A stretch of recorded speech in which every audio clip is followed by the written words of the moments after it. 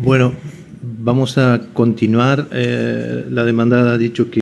Let us continue because the respondent has said that if we're not able to see the transcript in real time, they accept to work on the basis of the recording that is being taken right now. So let us continue. We have no objections, Chairman. President, thank you very much. I do regret that we had to interrupt you in the middle of your presentation. Please pick up where you left off. No problem, President. Thank you very much. I was about to address a new point having to do with the claimant's rejoinder. And the first thing that we see in a first reading is that this memorial, contrary to earlier memorials, is not supported by a new legal report by the claimant's expert, Professor Paulwin. The arguments by claimant concerning the alleged consent of the Republic to the uncitral arbitration, both in its memorial as well as in its counter-memorials to jurisdictional objections, are based exclusively on Professor Paulwin's reports. The arguments actually are almost a verbatim transcript of these reports, to the point that one wonders if the role of Professor Paulwin is rather that of a legal co-advisor instead of an expert. After the claimant presented an extensive reply rebutting each respondent presented an extensive reply rebutting each and every one of the arguments made by the claimant in its counter-memorial, and the expert with abundant doctrine and jurisprudence with all its arguments, one would have expected that Professor Paulwin would present a report trying to rebut the arguments presented by the respondent, but this was not the case. The lack of rebuttal by Professor Paulwin gives the impression that the professor believed that to continue defending the claimant's position that is not supported neither by the treaty text nor the travaux préparatoires was simply impossible. Whatever the reason may have been, today there is in the case's binder no rebuttal by Professor Paulwin about the travaux préparatoires of the treaty and how they serve under the rules for interpretation in accordance to the Vienna Convention as the law of treaties. We're going to call this the Vienna Convention 2, no interpretation of text of Article 13 of the treaty. Now, both claimant and Professor Paulwin criticized the Republic because saying they did not present an expert report, but the Republic never believed it was necessary to present a legal expert because precisely this tribunal is the expert in matters having to do with public international law and international law, investment law, as to the topics discussed here. A separate discussion should focus on the witnesses presented by claimant. The claimant complains that respondent presents xenophobic arguments against one of its witnesses. The respondent in no time whatsoever personally attacked the witnesses presented by claimant. It simply rebutted its arguments based on objective evidence, whether it be the text of the treaty itself or the travaux préparatoires for said treaty, and always respectfully questioned the impartiality and credibility based on specific situations and facts and providing documents to support these arguments. Let me give you an example. Mr. Hilton, whose name only appears in one of the meetings of the documents that are part of the travaux préparatoires, and that ceased being parliamentary secretary at the Ministry of Foreign Affairs of Jamaica prior to commencing negotiation of the text of Annex 3 of the treaty, today says that the treaty negotiation was unique and that the treaty is indelibly imprinted in his memory. Curiously, despite the importance that he says this treaty holds for him in the profile that he presented in August 2017 to his political party as a candidate as president of his party, and this was prior to the beginning of this arbitration, included the negotiations of the CARICOM trade agreements with Venezuela, Colombia, and Cuba. But he doesn't even mention the treaty with the Dominican Republic. It is quite obvious then that on that occasion, Mr. Hilton did not believe that his participation in the negotiations of the treaty for the Republic were not that as important as he today alleges it is, nor that this was clearly imprinted in his memory. So these are not baseless or xenophobic accusations, as claimant wants to say. And when the claimant presented its rejoinder, we were not surprised that it wasn't supported by a second witness statement by Mr. Imanzadeh, especially because the travel preparatoire for the treaty were presented after the first and only statement. Tell us a story that is quite different to the one presented by Mr. Imanzadeh. Just a week ago, the attorneys for the claimant informed the Tribunal and the Republic that Mr. Imanzadeh would not appear at this hearing to be examined by the respondent. Mr. Imanzadeh alleged that supposed political concerns have nothing to do with this case. The fact is that Mr. Imanzadeh has not presented a second statement after the travel preparatoire for the treaty were discovered really has us wondering. Well, all of this is no longer relevant today because Mr. Imanzadeh's witness statement has been eliminated from the file and is deemed as unexistent.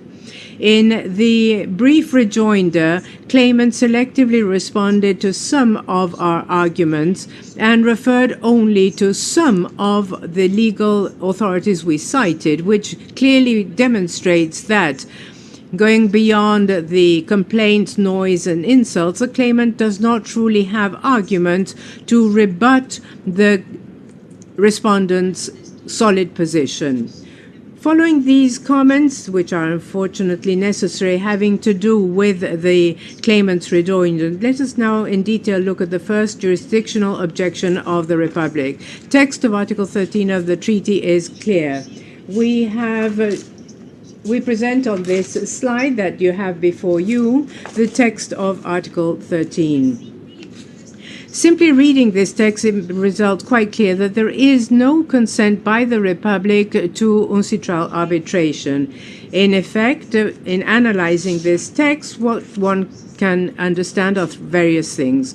The first paragraph does not contain an open offer for consent to uncitral arbitration. The second paragraph requires the Republic to provide its ex post consent to the existence of a dispute so that it can be subjected to international arbitration under the uncitral regulation. That interpretation of Article 13 proposed by the claimant is the only possible one in accordance with the principle for interpretation according to the Vienna Convention 2, that claimant has the burden of demonstrating that there is clear and unequivocal consent by the Republic to uncitral arbitration, and that this burden has not been met. And the most favored nation clause of the treaty does not support the interpretation of claimant, nor creates the consent that in this case does not exist. Let us now examine each and every one of these points in detail.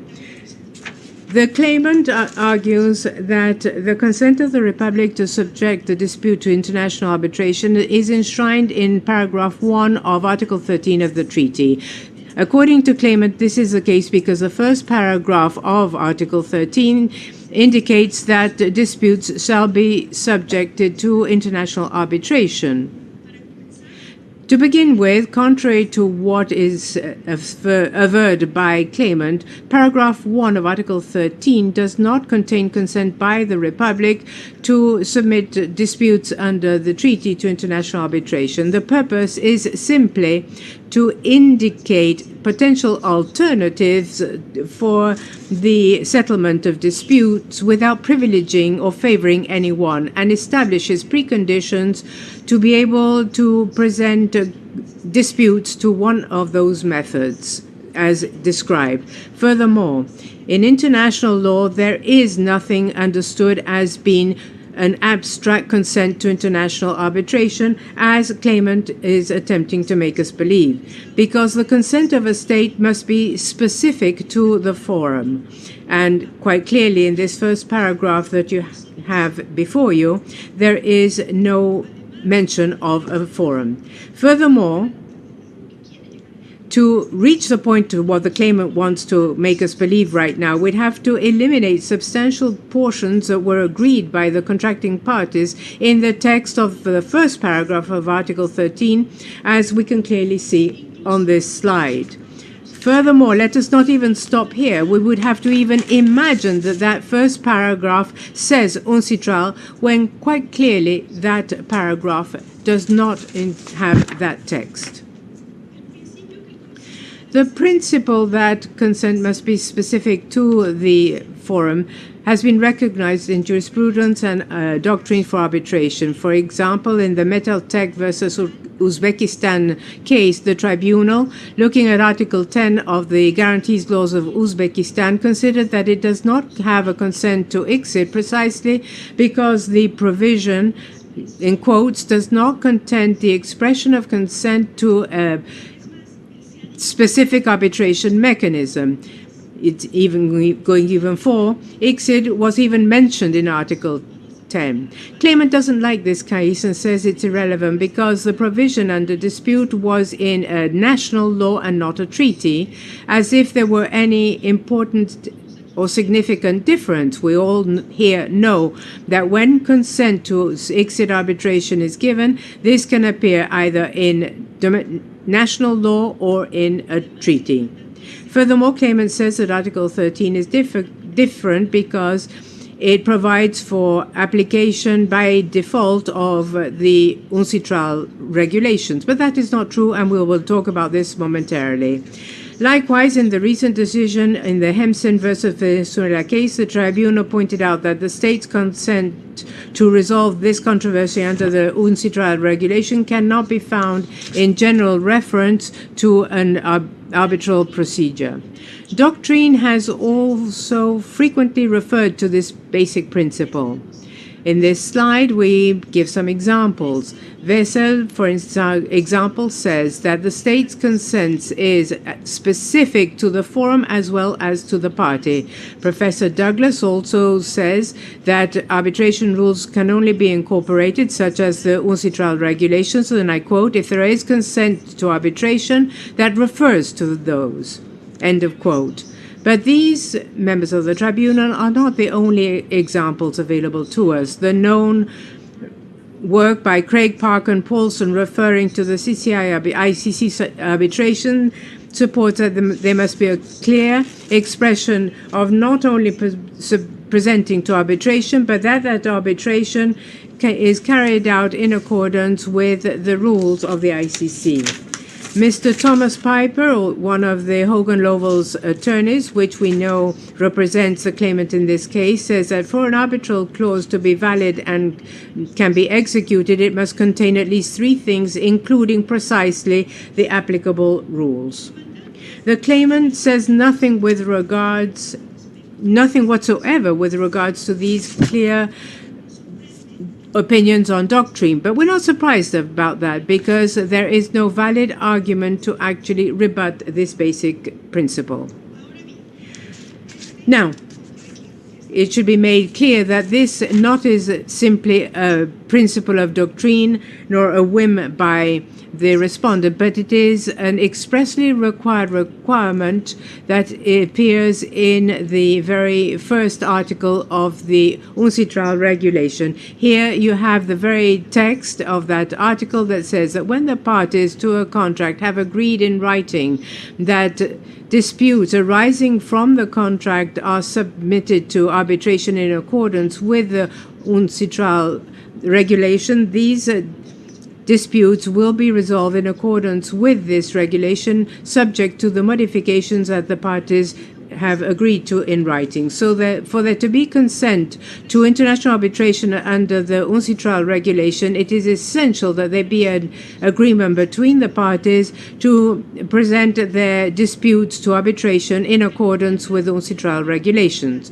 The problem in the claimant's argument doesn't disappear so easily, and the claimant is aware of this, and that is why the claimant doesn't address this matter in any one of its memorials, and in its rejoinder it only highlights the fact that there is consent to international arbitration in a totally generic manner in Article 13 of the treaty. But let us look at this. The claimant cannot say anything different. The text of Article 13 is absolutely clear.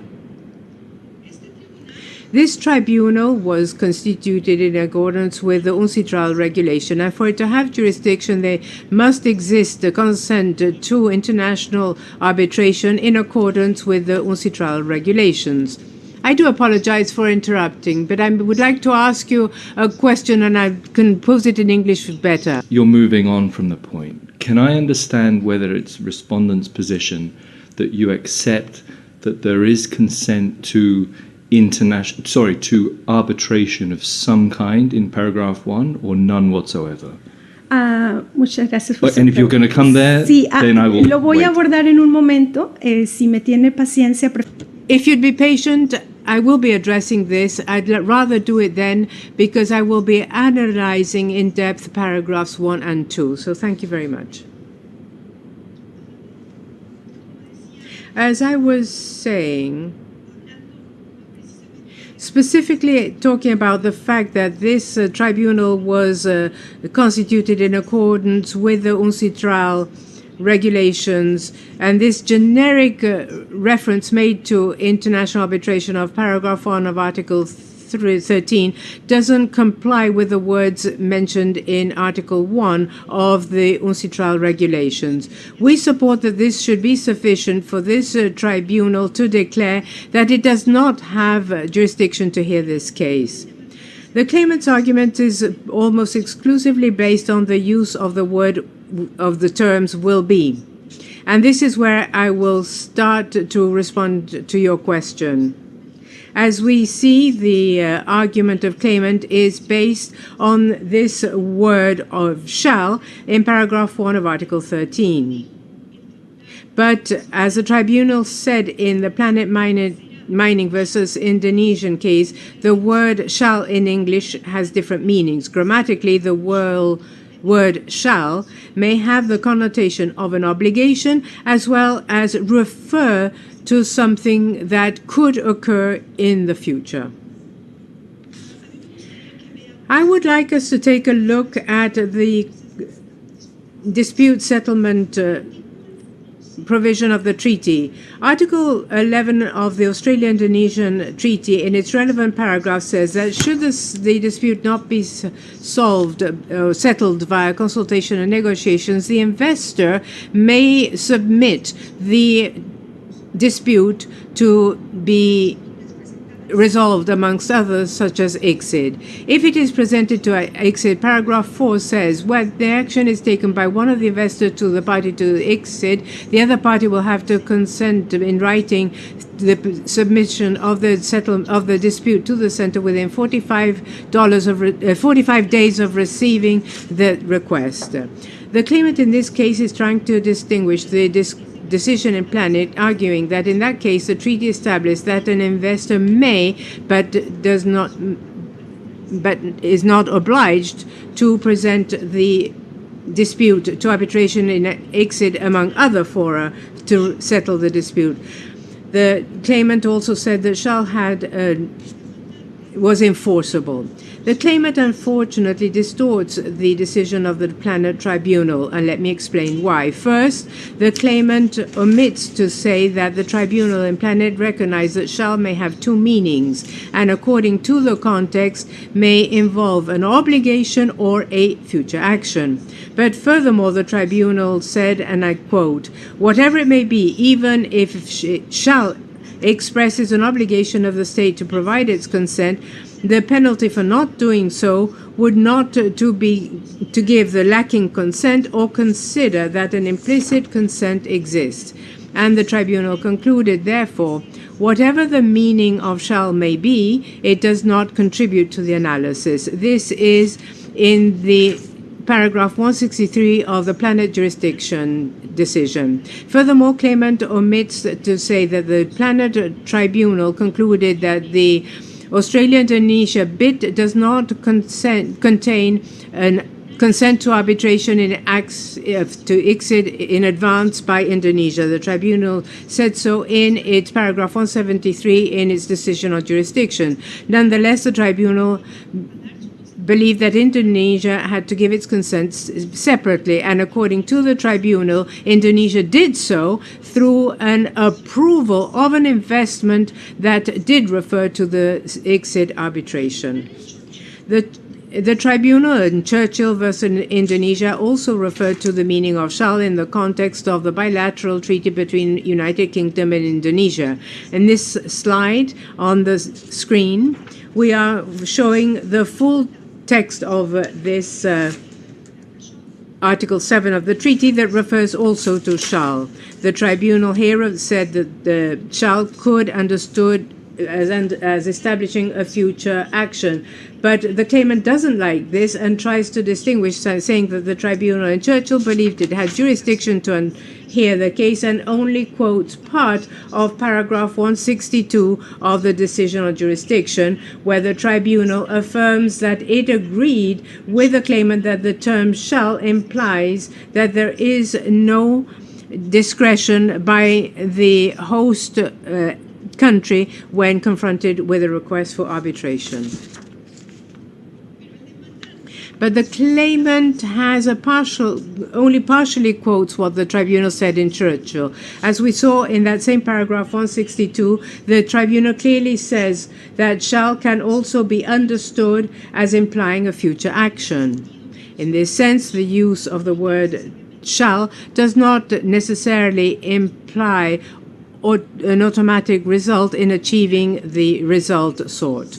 Commenting on these two decisions, Planet and Churchill, Professor Gazzini correctly points out in his works on treaty interpretation that the interpreter must always be mindful of the different meanings that may be assigned to the same word depending upon specific circumstances of its use. The same word can assume different meanings in different provisions of the same treaty or different treaties.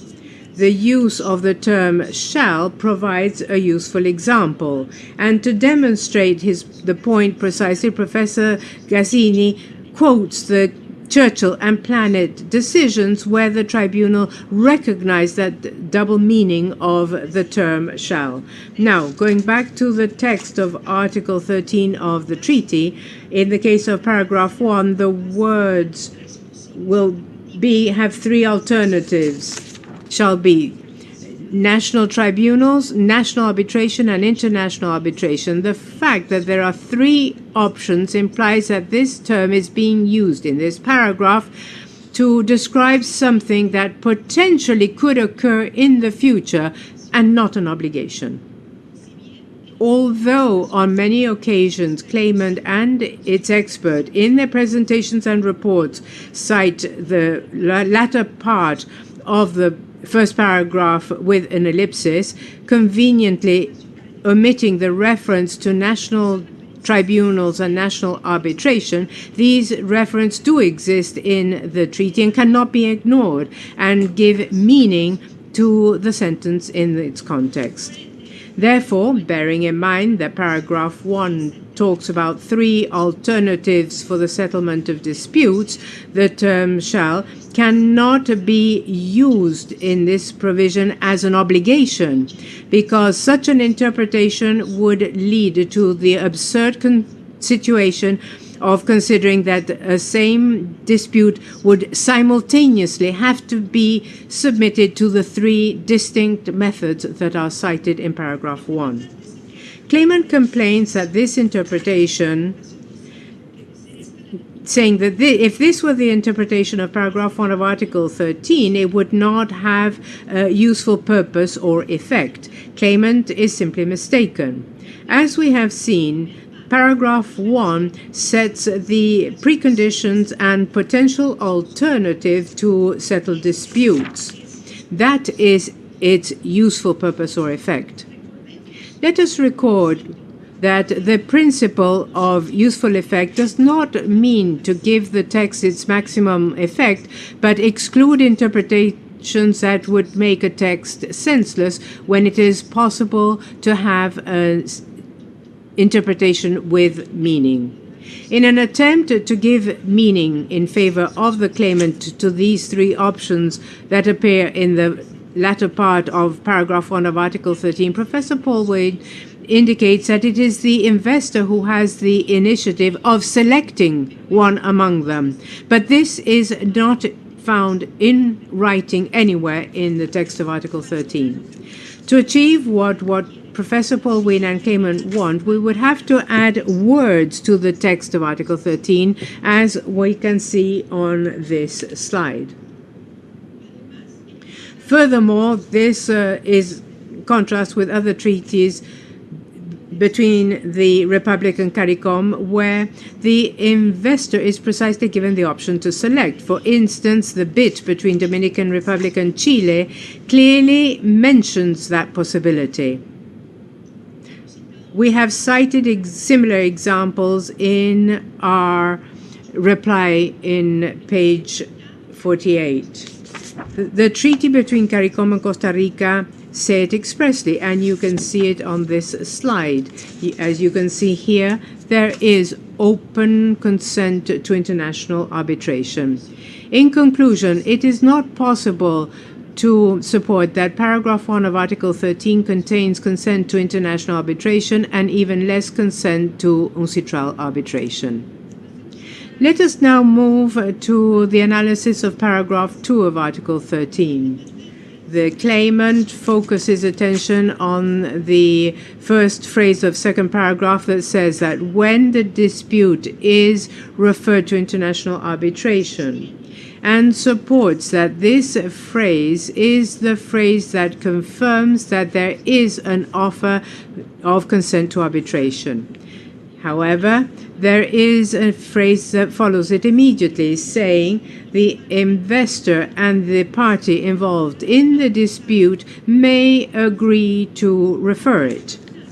This phrase clearly shows that the claimant's interpretation is incorrect, among other reasons, because it is not possible to refer a dispute to international arbitration in the void without having a specific forum or arbitral body.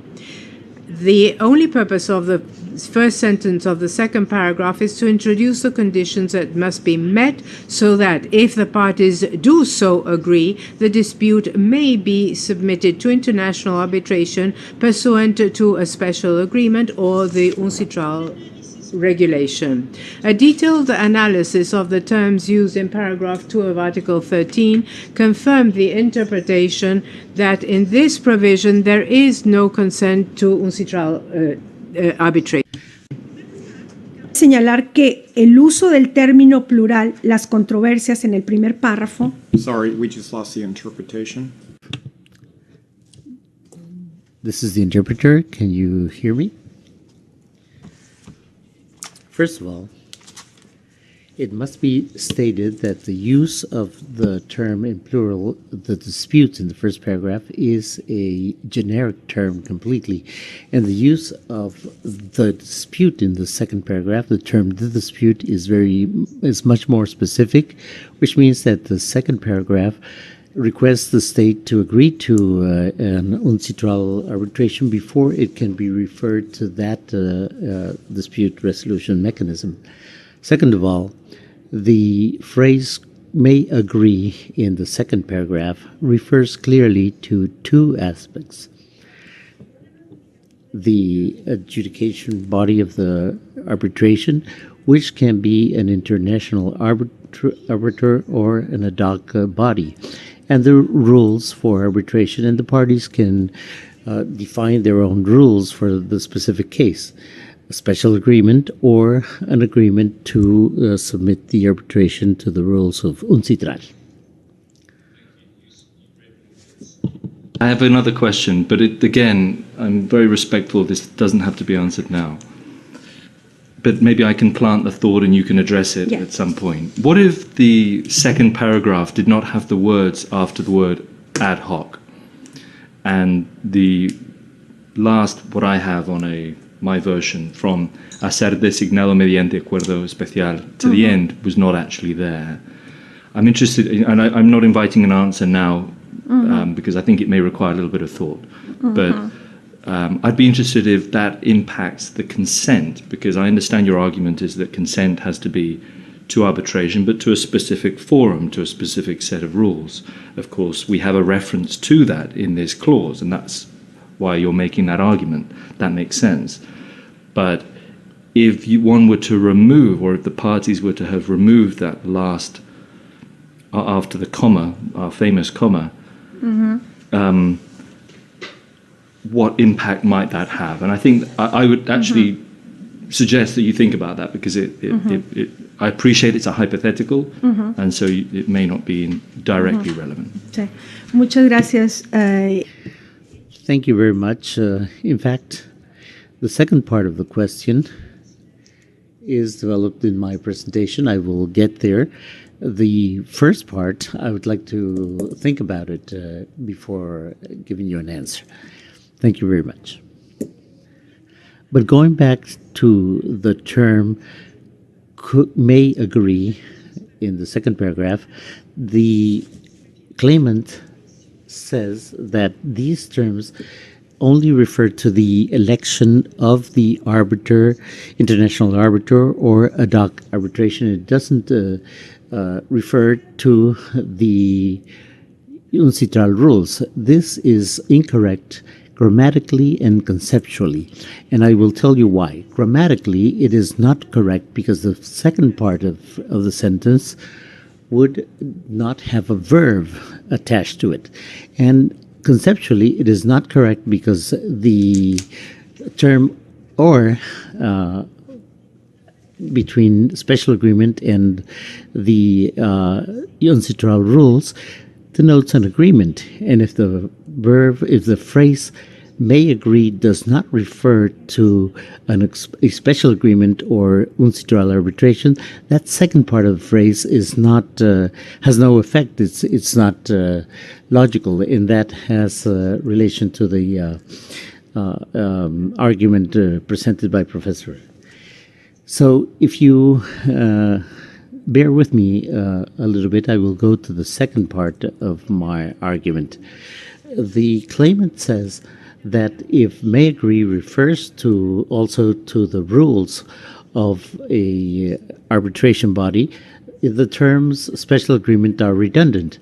However, the term special agreement refer to a specific pact when it comes to the standards applicable to an ad hoc proceeding, and therefore it is not redundant. This type of special agreement is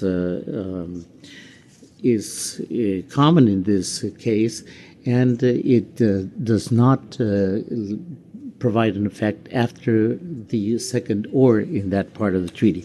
Another argument is that there was a consent to an UNCITRAL arbitration in the exchange of correspondence among the parties before the constitution of the tribunal. This is only a desperate attempt by the claimant to try to fabricate an arbitration consent which cannot be justified by the existing of the text in Article 13. This has no basis. In fact, the claimant did not reiterate this argument in its rejoinder because it possibly realized that it was not something that could be sustained. The position of the DR is that the prior correspondence among the parties for the application of UNCITRAL rules of 1976 for this procedure cannot constitute a consent to UNCITRAL arbitration. The expert of the claimant recognizes that the participation of a party in the constitution of a tribunal cannot be interpreted as a consent to a jurisdiction of the tribunal. And the expert of the claimant recognizes that there must be a distinction between the application of the UNCITRAL rules for procedural matters and a substantive consent for arbitration under the UNCITRAL rules. In any case, this exchange of correspondence among the parties refers clearly to matters related to Section 2 of the UNCITRAL rules on the composition of the arbitration tribunal, which is contemplated in Article 5 of the rules, which has to do with the number of arbiters. In this case, it's impossible to maintain that the participation of the DR in the constitution of the arbitral tribunal was a substantive consent to an UNCITRAL arbitration. We must recall what was quoted by the tribunal in the case of AHS Nigeria. It is well established that the mere fact of participating in the constitution of the tribunal does not imply a consent for its competence and to renounce the objections in this regard. The participation of the DR in the arbitration procedure in the constitution of the tribunal for procedural ends cannot be interpreted as a substantive consent to an UNCITRAL arbitration. Another of the incredible arguments made by the claimant is that the second paragraph of Article 13 provides that UNCITRAL rules are the default option. This is impossible to maintain on the basis of the text of the article. The second paragraph of Article 13 places in an equal footing the special agreement and the UNCITRAL rules. In fact, it is the special agreement and UNCITRAL rules without preferring an option against the other. Both options are legally valid, and the claimant and the state can agree a controversies on this basis. If the contracting party in the treaty would want to add a default option in this case, they would have done so, as it's indicated in the clause under analysis in the case Garanti Cosa, which is a case preferred by the claimant. But there is nothing in the text of the second paragraph to suggest that the UNCITRAL rules are the default option as the claimant states. In this case, nowhere in Article 13 can we read that in case the parties do not reach a special agreement on the rules of procedure, we should go to the default option of the UNCITRAL rules. Once again, to go where the claimants and its expert want to reach in this point, we would have to add words to the text of Article 13. In this slide, which you have in your screens, we have done this exercise. First of all, since in the text of second paragraph of Article 13, the words by default are not there, the claimant attributes this function to the comma and sustains that this comma requires that the arbiter or the arbitration tribunal be established by special agreement, or if there is no agreement in this case, by default under the rules of the UNCITRAL arbitration proceedings. You also have to note that the claimant has to move or add an additional comma to obtain its interpretation. I agree, Professor Ledley, with you that the comma is important in the discussion of this case, but for me this is a very clear example, because the famous comma, we don't know if it should be there or if it should be moved to the second part of the sentence in order to add the words that the claimant wants to add. I confess that I don't know whether it's a matter of moving the comma or adding another comma, but in any case, the words special agreement are absent in the text of the treaty. So this is why we say that in spite of the fact that the claimant gives the comma a very versatile meaning, the truth of the matter is that the comma after the word ad hoc is not important for the meaning that the claimant wants to give. The other effect of the comma is that it stresses that the first part of the phrase applies to the second part. The phrase by default is in no part of the second paragraph of Article 13, and it cannot be created by adding a comma. Now, the entire explanation I have given you up to now is a mere objective analysis of the text of Article 13 of the treaty. In other words, an analysis under the principles of interpretation under Article 31 of the Convention of Vienna II. Article 31 states, quote, "A treaty must be interpreted in good faith according to the current sense of the terms of the treaty in the context of those terms and taking into account their purpose and their end." According to what the International Court of Justice decided in the case admission, this means that if the relevant words have a sense in their context, that decides the question. The principle stated in Article 31 of the Convention of Vienna II is the principle of objective interpretation, as I said before.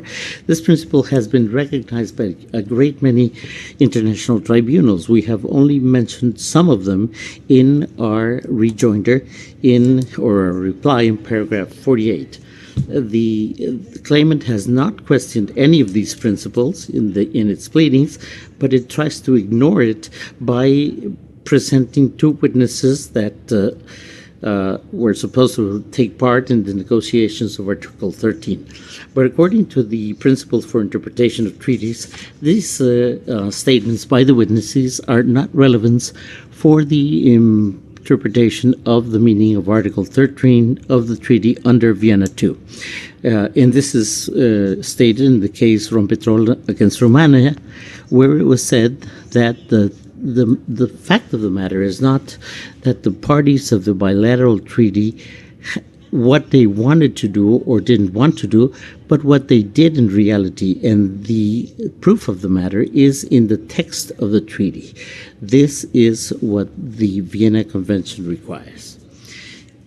Therefore, according to Vienna II, the presumptive intention of the parties cannot modify the clear text of the provision of a treaty.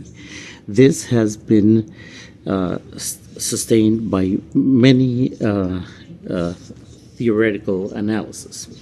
The subjective intention of the parties is not relevant for interpretation if it is not in the text of the treaty, as Professor Scheuer states in that slide that you see there, and also Judge Fitzmaurice.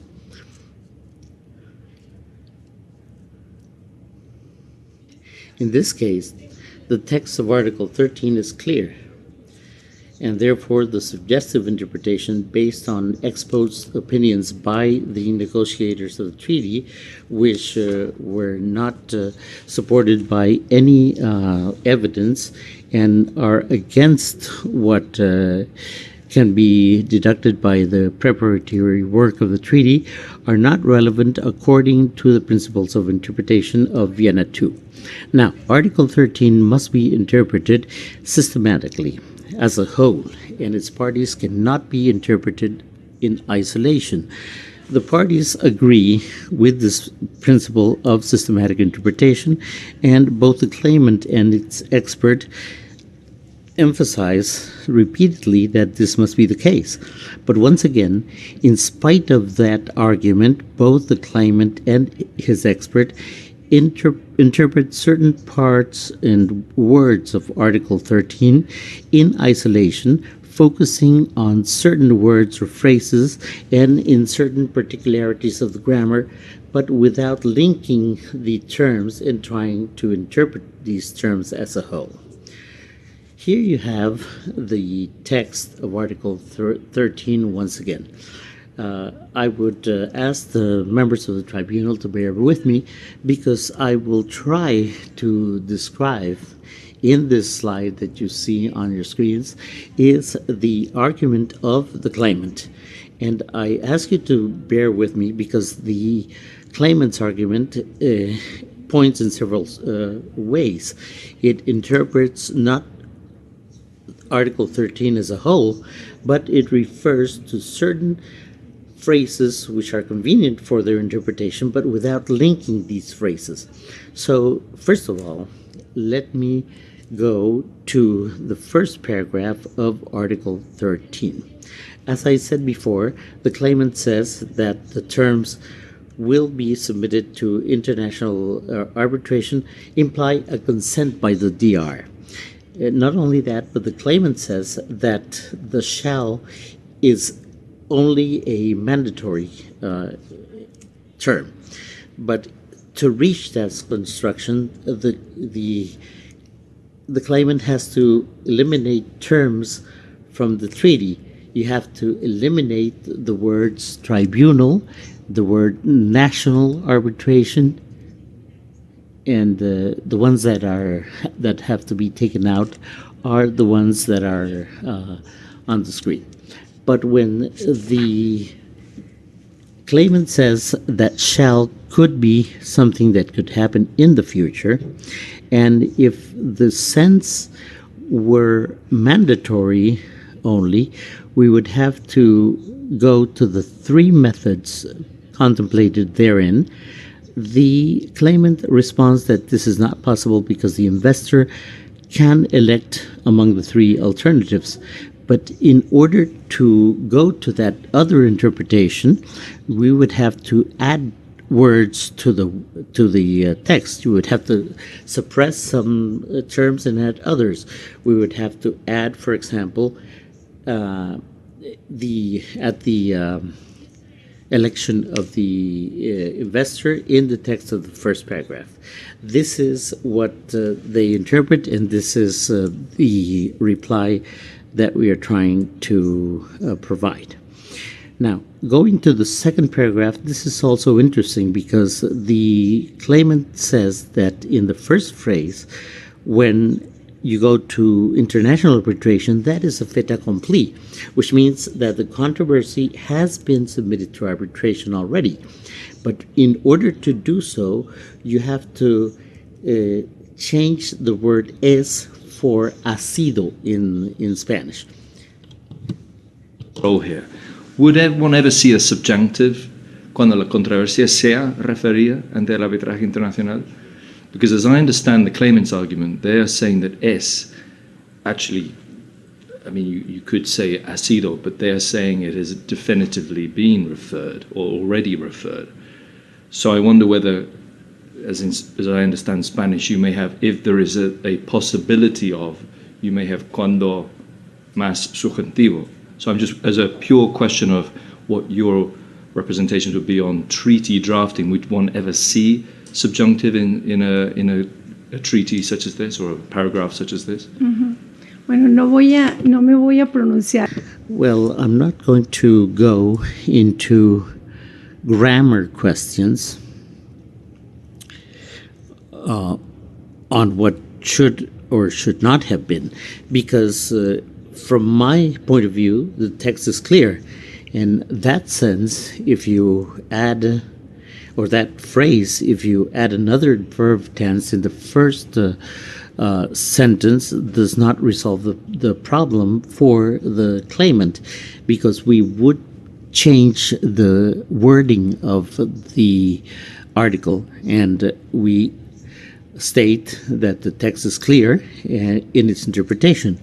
And according to the principles of the of interpretation for treaties, the text has to be read as a whole, and we cannot limit ourselves to that sentence. You have to read paragraphs 1 and 2 as a whole. Could you wait until the interpretation then?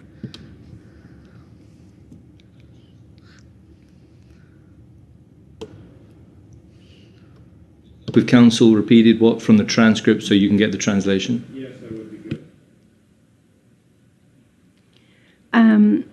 No sé qué parte se perdió, pero lo que... I don't know what was lost, but what I was saying that our principle is that our principles, our interpretation has to be read according to the principles of the Vienna Convention, and we would have to add words to the text that you have there. That is what I was saying.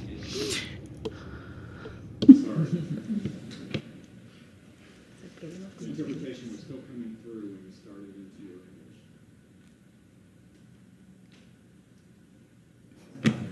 I think we have yes. Let me ask my question. I don't want to take more time.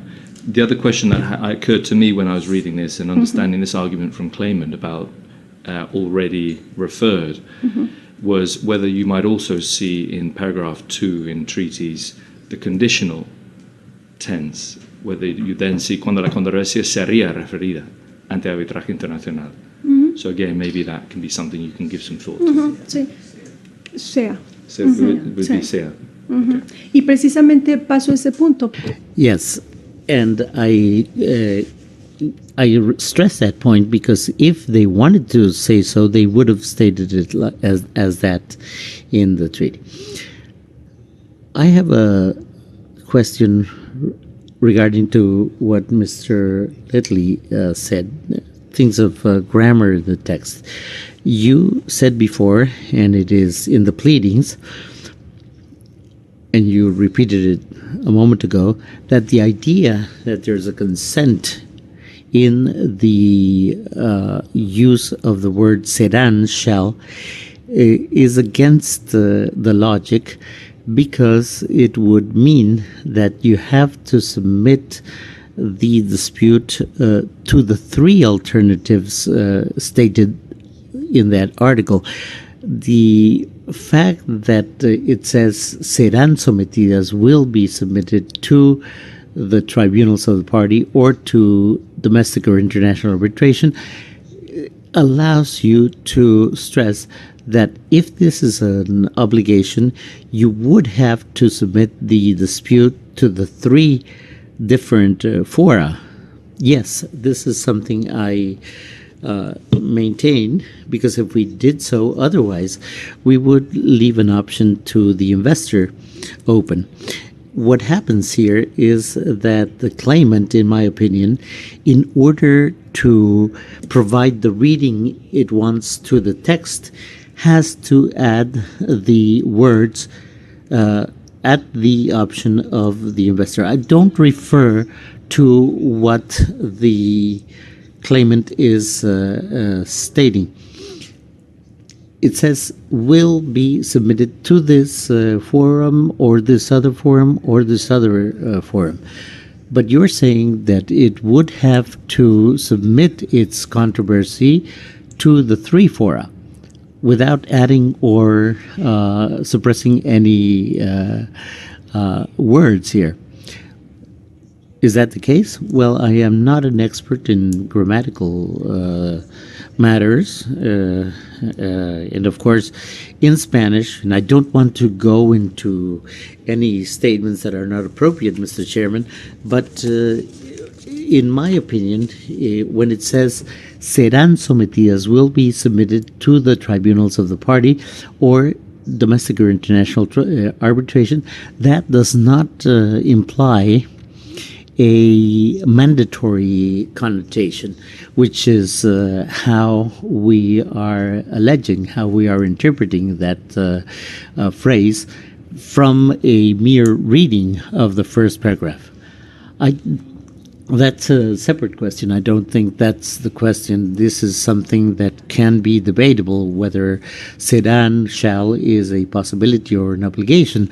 But as you said, you say that the fact that it contemplates these three alternatives would lead us to having to initiate arbitration in these three fora. But I think it only refers to initiating arbitration in one of the three fora. And that's another question, whether it's mandatory or not. But I don't know. I need a clarification on your interpretation because I don't understand your argument. The fact that there are three fora mentioned indicates that it must be submitted to the three fora simultaneously. That is something I do not understand.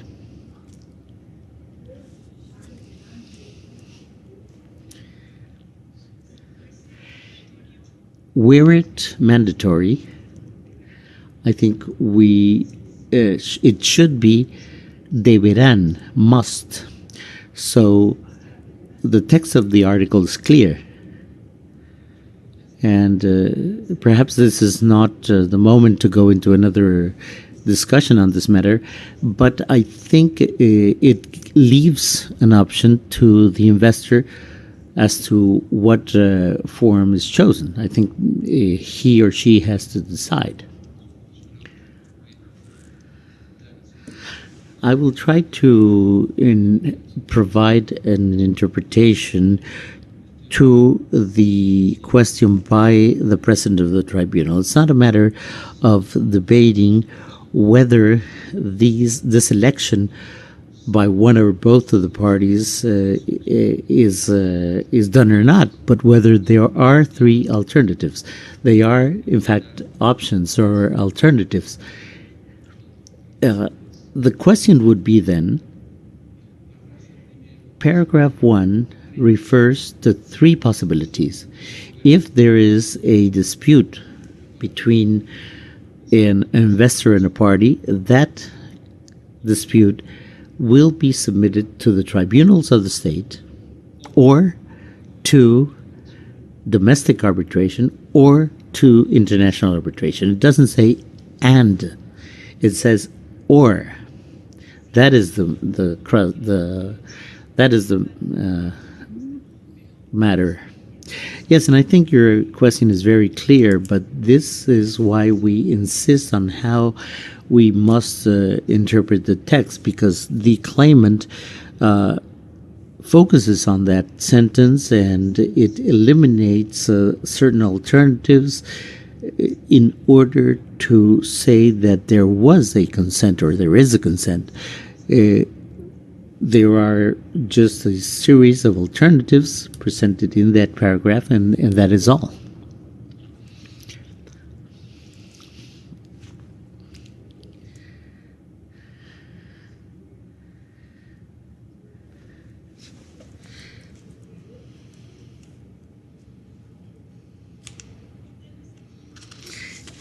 And we will continue with that allegation here, because what I wanted to state is that according to the claimant, that interpretation is in fact as such because consent was given before.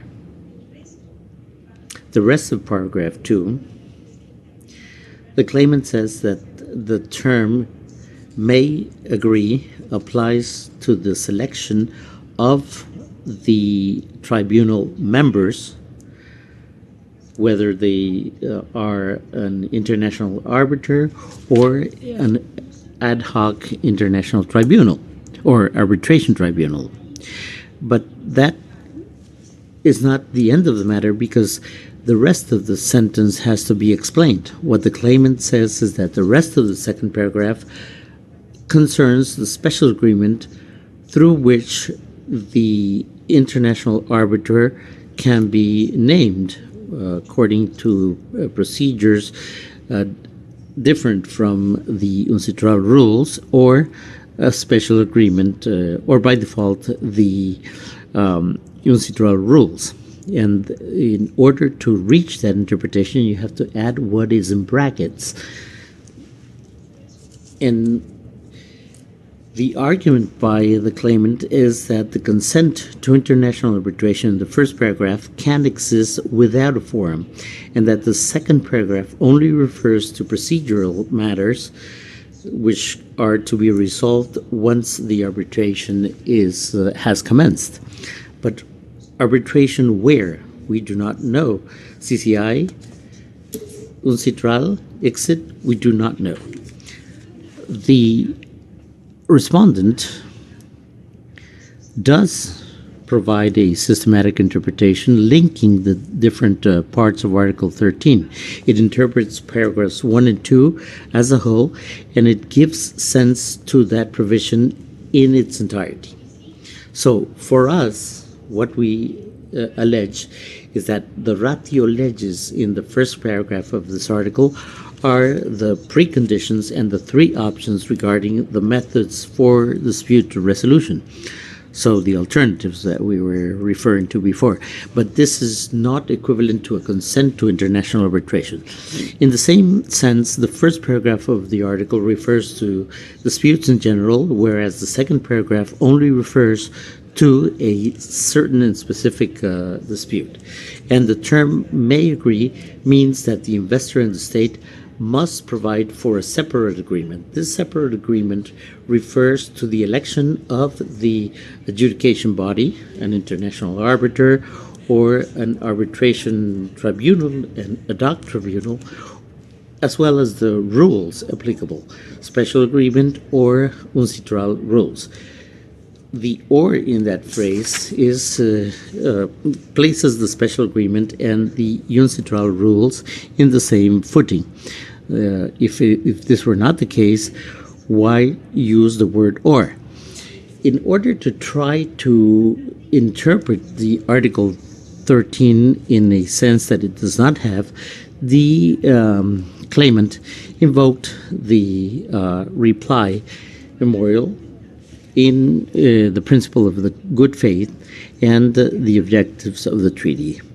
It alleges that according to this application of the article of good faith, there must be an interpretation of the first paragraph of Article 13 as a mandatory offer for consent to international arbitration, and that the uncitral rules are applicable by default in the absence of that special agreement. But none of these good faith interpretations can be derived from this Article 13. The principle of good faith cannot be used to modify the current sense of the terms in this context, or to create obligations that do not appear in the text. This was recognized by the International Court of Justice in the case of Cameroon versus Nigeria.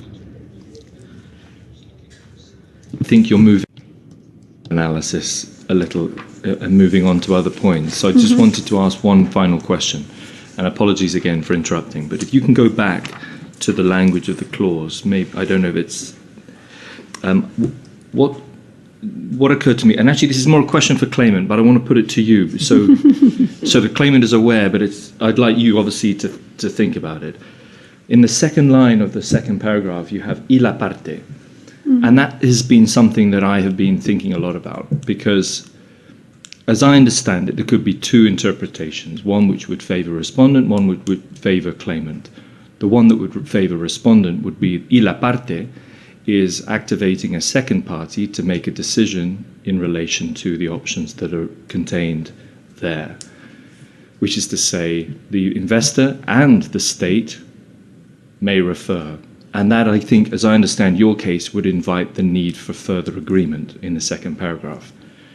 The claimant, I suppose, might say that y la parte is simply a reference to the two parties that are going to be faced with the menu of options that are listed out in the second paragraph, and that is not inviting a second agreement. But I just wondered if, because the election is only at the choice of the investor, why has the second paragraph got the words y la parte? Is my question clear, or shall I just expand slightly? Sí, no entendí la última parte, no sé por qué. So as I understand the operation, and I don't think this is in dispute, the options that are then contained, the menu of options that are contained in the second paragraph, are capable of being selected at the discretion of the investor. The choice of arbitration, whether the claimant goes to international arbitration or ad hoc, pure ad hoc or uncitral ad hoc, that could be at the election of the investor. If that's right, I'm interested in why would the drafters include y la parte in the second line? Is it?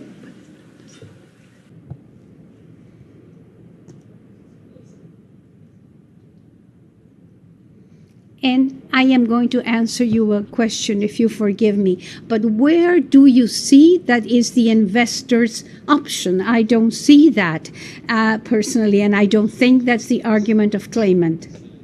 Of 3 months of amicable discussion, and at that point there is a disputed consent to arbitration in the first clause.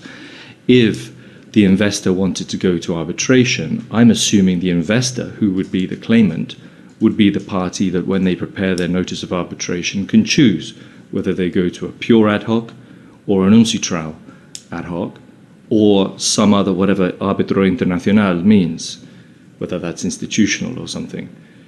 So presumptively the claimant gets to choose which of those menu of options they go to.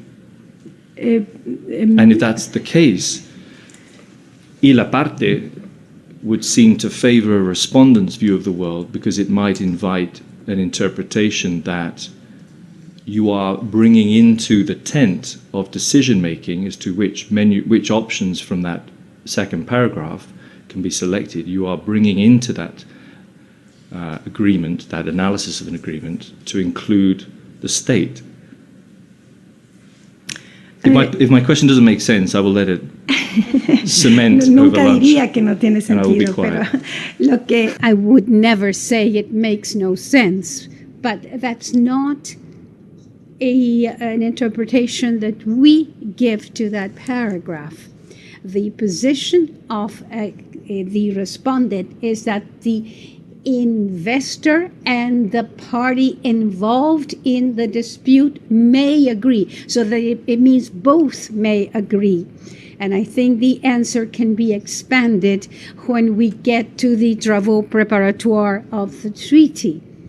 But I submit that there is no text in Article 13 to say it is the investor that may make that selection, and that is linked to what's the other paragraph. We were talking about the options, and you cannot have arbitration in the vacuum if the investor can just choose where to take it. The forum is not established. Let me add a point, and I think that your point has to do with a confusion of the discussion when we said serán sometidas, shall be submitted to national courts or international arbitration.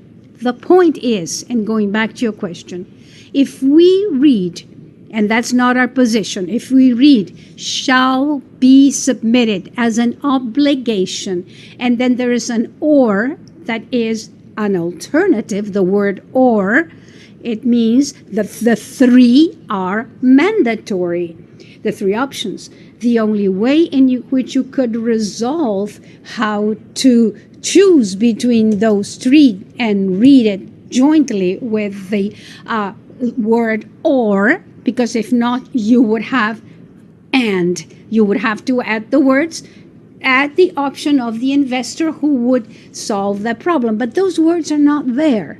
And the doubt that you expressed in terms of the second part doesn't exist, because it is up to the investor.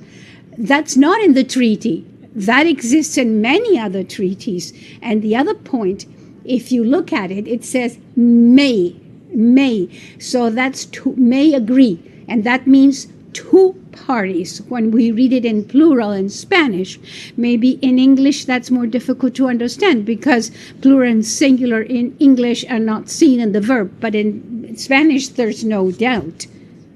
That's why we were saying, I was mentioning in my argument the fact that when we question the first part, or the last part of the first paragraph in terms of options, we say that the rebuttal would be logical. You would have to have there the phrase to the option of the investor, or that the investor will have that option. We don't have that in the text. So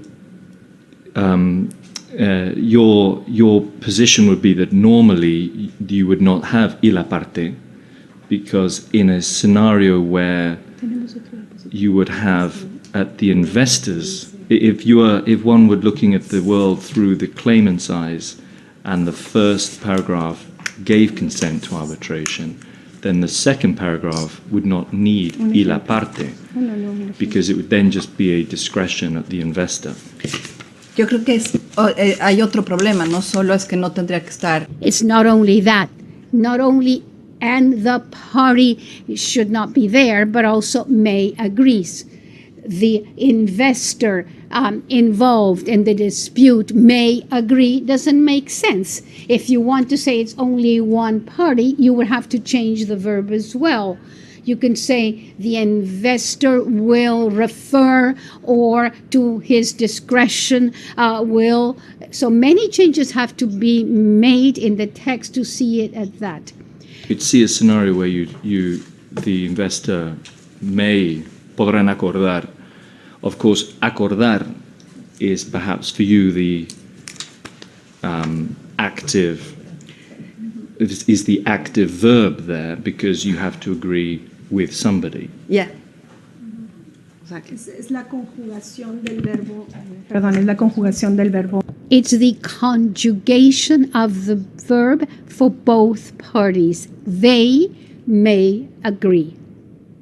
Podrán in Spanish in plural. Solo para el récord. For the record, the question I asked you before was not answered. And I don't want just to leave it as it's okay, because my question has to do with the fact that you say that if we do not add something, it makes no sense, because in the first paragraph, in the end, you would have to go to the three options. And why does the text then talks about or, meaning you have to choose one, mandatory or not, one of the parties or both, but you have to choose one of the three. And the text for me is very clear. It doesn't mean there's an obligation to go to the three. There's no, you're not forcing the initiation of three procedures and the three options that are presented. But we already talked about that. Thank you for your sincerity. We will try to convince you. But even in that case, let us not forget the way in which the text must be interpreted. I understand your question, but I insist that you cannot read just the three options, because we need the person that will choose. Even if we accept that it's okay, it's one or another, even if we accept that, who will choose? The text does not say who has the option to choose between the options. Let us go back. We also do not believe that claimant invokes the object and end of a treaty. This cannot be used to modify the text of the provisions of the treaty. The expert says that the object and end of the treaty is the creation of a free trade agreement, broad and deep, that will include the question of investment in the Caribbean. However, the creation of a free trade agreement and the protection and promotion of investment do not necessarily demand that international arbitration be at the disposal of all investors as an indispensable element and inherent to these treaties. It is important to underscore that the object and end of a treaty cannot be opposed to the clear text of the provision interpreted in its context. There are treaties where the states do not include a clause to solve disputes between the investor and the states. And we cited the free trade agreement between Malaysia and Australia. We also cited the protocol of investments between Australia and New Zealand. Again, our analysis, we believe, can finish here and conclude, as the International Court of Justice did in the admission case, if the relevant words in its natural and current significance make sense in its context, that puts an end to the issue. However, we believe that the interpretation of Article 13 that we propose not only derives for the interpretation principles in Article 31 of Vienna II Convention, it is also supported by the travaux préparatoires of the treaty. Although claimant surprisingly says the opposite, if there's something that's obvious from the treaty preparatory work, is that they support the position that Article 13 of the treaty does not include consent to uncitral arbitration. As we know, Article 32 of the Vienna II Convention, in that article, the travaux préparatoires are a means for complementary interpretations that allow to interpret the Article 31 of Vienna II. And that is what happens in this case. If we analyze the documents that are part of the preparatory work, we see that there was an exchange of comments, very brief, very limited, between the Republic and CARICOM vis-à-vis the text of Annex 3 of the treaty, and specifically the dispute resolution issue. And in no time, the contracting parties expressed that their intention was to give consent to uncitral arbitration. The travaux préparatoires begin with a first draft of the Dominican Republic CARICOM Free Trade Agreement that did not include a chapter of investment as an annex to the treaty. This draft is from the beginning of 1997, proposed by CARICOM.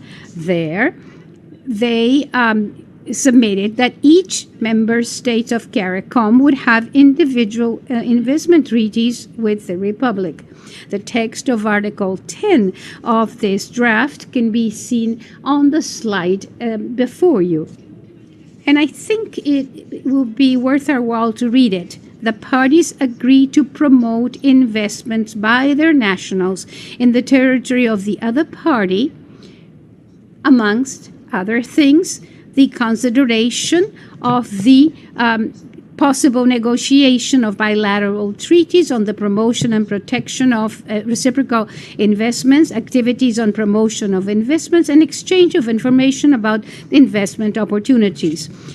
Similar agreements will be promoted among each member of CARICOM, and then there's a blank space which will name the state that will enter the negotiation. In September 1997, the Republic proposed the inclusion of an investment annex, but the draft submitted by the Republic did not include a clause for the resolution of disputes between the investor and the state.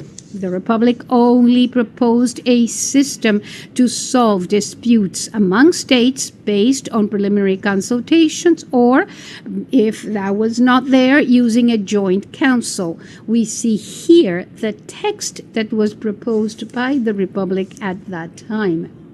It was CARICOM, when they sent its comments to the proposals made by the Dominican Republic in March 1998, made an offer to restructure the clause for dispute resolutions and include a clause for dispute settlement between the investment and the state. This proposal was only done in English, and this is the text proposed by CARICOM as a reaction to the proposed made by the Dominican Republic. The final text of Article 13 of the treaty is very similar to the draft proposed by CARICOM. But there are three differences that we have to underscore. First, the terms national or company were changed by investor and contracting party for party.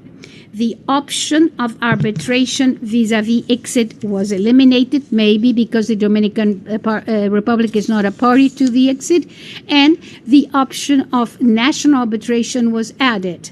The text proposed by CARICOM, although it included the option of exit arbitration, apart from the arbitration options that are already in Article 13, did not have a default option if there were not to be agreement in terms of where to submit it, or the applicable rules for arbitration, and did not give the investor the possibility to opt for the among the different options, that is to say, local courts, national arbitration, or international arbitration. This text also refers to the phrase may agree in its second paragraph.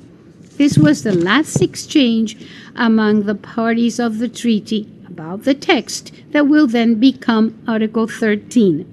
There's nothing in the Travaux Préparatoires, no document that says whether the Dominican Republic submitted comments to the text proposed by CARICOM, nor the explaining how they reached to the text, the final text that we see in Article 13. The only thing we know is that the parties negotiated this text during the third round of negotiations of the treaty in Trinidad and Tobago in March 1998, and Mr. Hilton was not there representing Jamaica. To summarize, the text of Article 13 of the treaty is clear with no ambiguities. The Travaux Préparatoires, which are a complementary means of interpretation, as we see in Article 32 of Vienna II, they confirm the interpretation proposed by Respondent about the fact that there is no consent to uncitral arbitration in Article 13. All this clear evidence, in spite of all this clear evidence, claimant had to find difficult interpretations of Article 13 and to think about what the negotiators allegedly intended in the negotiations. Showing declarations of two people that supposedly participated in the negotiation. That those declarations cannot be seen as relevant. They are mere subjective opinions, and there is no documents to support them for several reasons. First, as we already said, subjective interpretation or alleged intention of the parties is totally irrelevant in agreement with the interpretation principles that we see in Article 31 of Vienna II. Apart from the Travaux Préparatoires and in agreement with Article 32 of Vienna II, we have to take into account the historical circumstances under which CARICOM was created as an international organization, the relation among the member states, and the faculties that were delegated to them. This confirms that there is no clear consent to uncitral arbitration in Article 13. Let us look at the circumstances in which the treaty was celebrated. CARICOM was created under the Treaty of Chaguaramas in a hostile context in which the Caribbean states, part of the CARICOM, recently obtained their independence in 1962. And that's why during the first decades of their independence, they felt the need to affirm and underscore their sovereignty. For that reason, CARICOM did not have enough power at the beginning to act jointly representing all the member states. And this is confirmed by Mr. Hilton himself in his second declaration, paragraphs 6 and 8.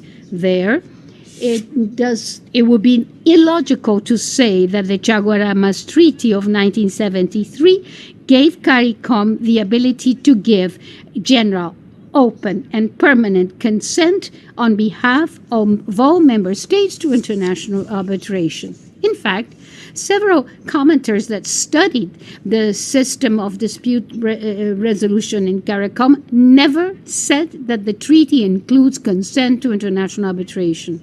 Secondly, CARICOM has only signed 7 international treaties with provisions relative to investments, and only 3 have provisions about arbitrations between investors and state. 2 of them, this one and the free trade agreement with Cuba, CARICOM Cuba, both signed during at the time when the Chaguarama Treaty of 1973 was in place. They have a separate agreement for arbitration, and there was not a consent to arbitration.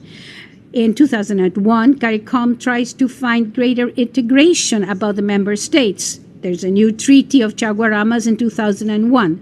In this new approach, celebrated after the Treaty of 2001, they signed the free trade agreement with Costa Rica. This treaty clearly includes a clause consenting to arbitration, and we see in the slide this arbitration clause clearly spelled out in this treaty. On the other hand, the Dominican Republic knew very well how to express its consent to international arbitration. For example, in the BIT Chile Dominican Republic, it was celebrated at the same time. The clause for the resolution of disputes has a clear consent to arbitration, as you see in this slide.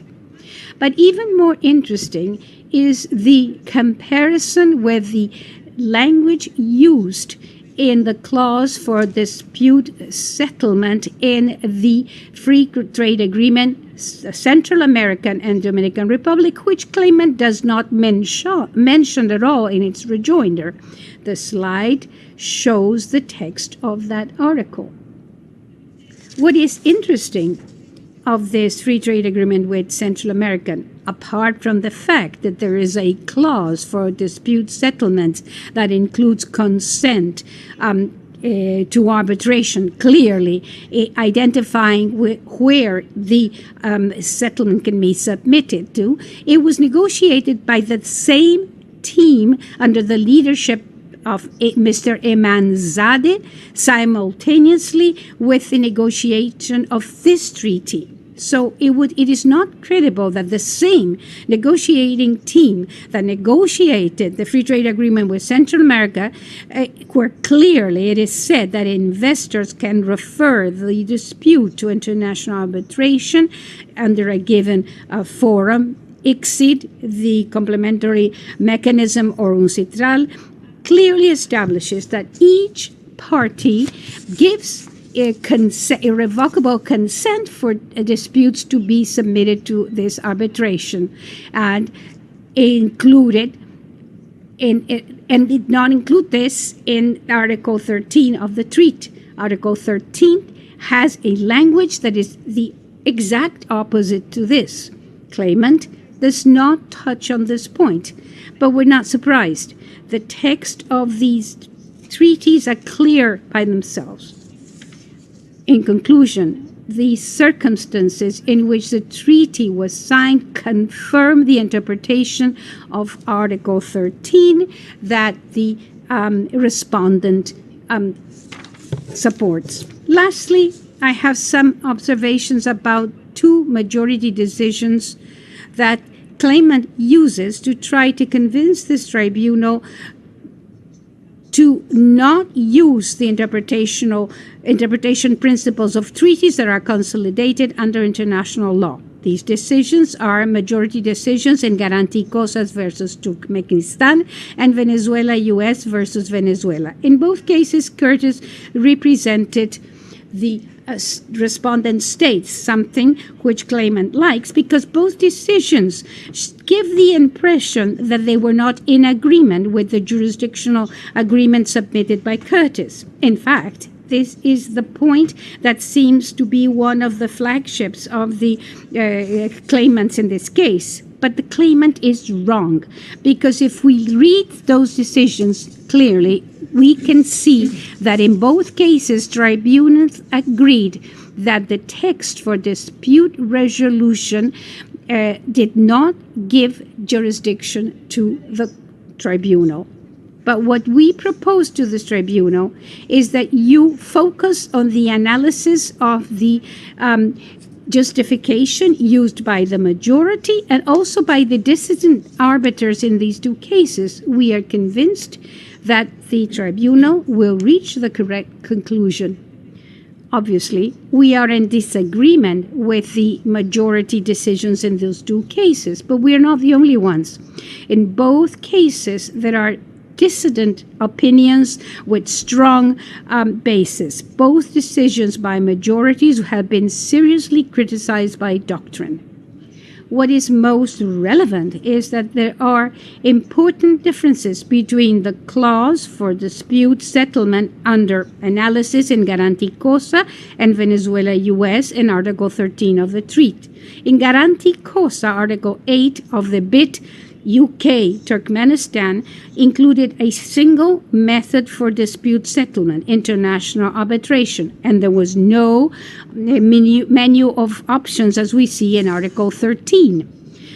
Furthermore, in Guarantee Cosa, the investment was able to submit the dispute to international arbitration if the investor wanted to, which is not included in Article 13.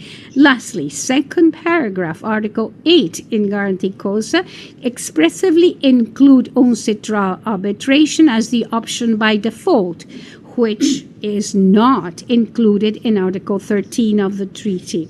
In summary, the Guarantee Cosa is very different from Article 13 of the treaty.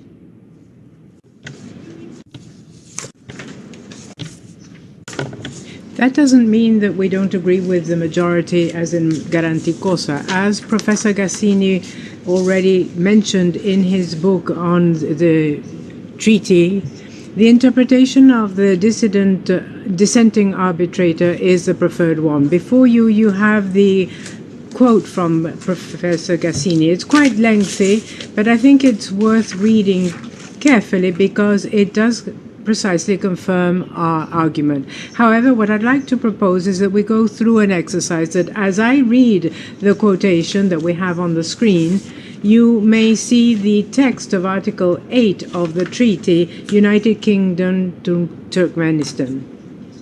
Let me begin by quoting Professor Gassini.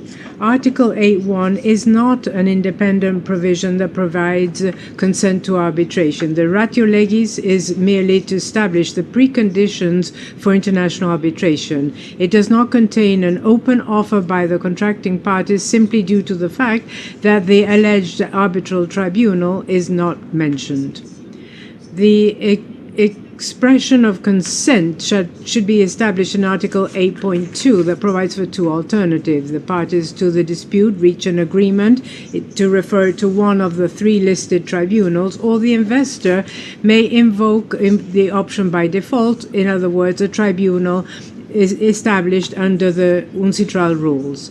What is interesting is that the majority accepted that Article 8.1 does not provide information as to what type of international arbitration the parties consented, and therefore considered it was essential to look at Article 8.2. End of quote. Ultimately, as we're all aware, the majority in the Guarantee case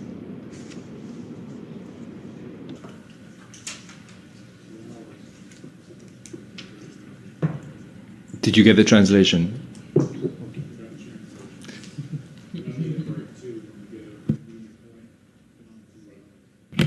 ¿Podría decirnos cuánto le falta? Could you tell us how much time you expect to still need? About 40 minutes. 40 minutes.